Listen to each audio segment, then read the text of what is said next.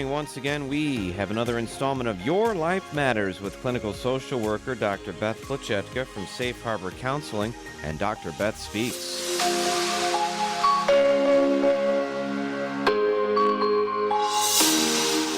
And Dr. Beth is with us on the phone lines this morning. Dr. Beth, hello.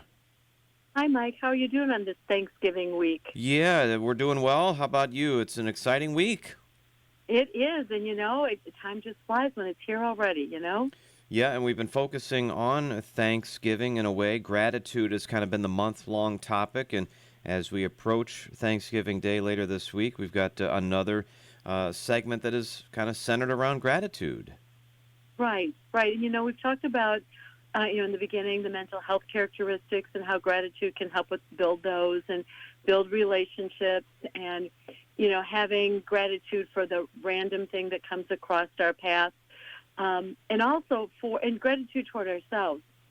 And I purposely saved what I think is the most ignored and probably the most vital act of gratitude for the last. And that is, we have to remember that there is a higher power. Usually we call that God, but people have all different ideas and understandings of the higher power that provides life, provides the planet, the seasons, everything that we think that we control. We need to be grateful that those systems exist and that we can notice them and apply them and figure them out. And in this national holiday, that's what the first settlers were doing. They were thinking, oh, my goodness, and thank you, God. We could have been lost at sea, and the ones who survived definitely were not. So, it's important that we think about the fact that things arrive in a timely manner without us noticing. I'll give an example. Often, at various times of year, and certainly in the circumstances that we're in now, we run a little short of money at the end of the month or right before payday. And, let's picture that family's thinking, oh, gosh, I really got to pick up just a couple of groceries and payday's in a couple of days. Don't want to put anything more on the credit card. And suddenly in the mail comes that rebate check for something that they overpaid 6 months ago, and it's $25, get some gallon of milk, some bread, and a few other little things that they need, and they can make it. Now, they didn't plan it. The person who did the rebate didn't plan it. By a set of circumstances, it was timely. If it had come the following week, they'd already been paid. If it had come 3 weeks earlier, it would have already been spent. Right. Things happen for a reason. We don't always control them. So when we think about God and that there's some benevolent power that supports us, we have to trust that the information will appear when we need it and that we did not engineer it. And thankfully, that's not our responsibility because we couldn't do it. In the meantime, we live the best we can. We make decisions that are good for us, no matter what's going on in the world, no matter what other people are saying or doing.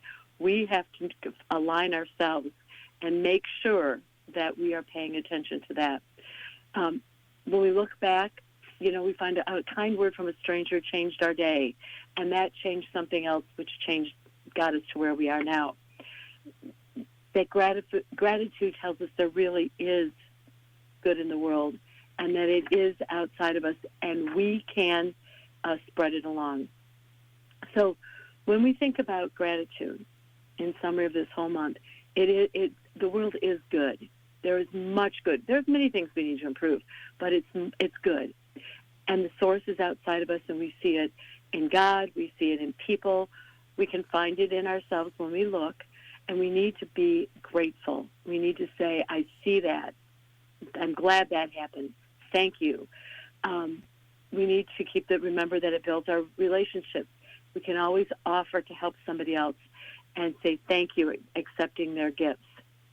As a reminder to our listeners, when we are saying thank you, we want to keep it simple. Don't hide it in words. We want people to know that we actually are grateful. We want to be sincere in tone of voice and attitude. We want to be specific. And we want to do it with a smile, that it's freely given and it reinforces in ourselves as well. Because gratitude is a simple step to making everyone's life matter. Well, it's been a great month of information to just remind folks about gratitude and giving thanks. And we might take an extra moment on Thursday on Thanksgiving or whenever you're with family or friends or what have you to do that. But keep in mind to try to keep that up all year long, not just this week. And it's been some good information during these last few weeks. And Mike, I want to make sure that I thank you for being so easy to work with. I just love the way you help me on the radio. It's so wonderful, and thank you very much. Well, thank you so much for putting together these shows the way you do. They're all laid out nice, and you put a lot of research and thought into it. And I just kind of sit back here and spin the dials and run the controls.